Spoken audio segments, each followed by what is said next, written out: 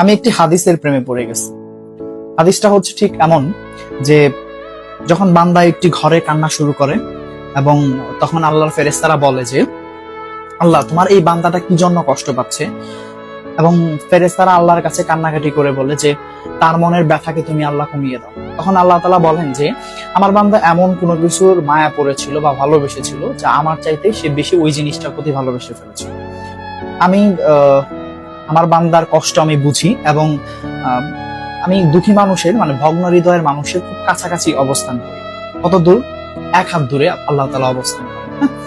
এবং আরেকটা কথা হচ্ছে ফেরেশতারা তখন বলতে থাকে আল্লাহ তুমি চাইলেই কি সেই বান্দার সেই অভাবগুলো তুমি পূরণ করতে পারো না?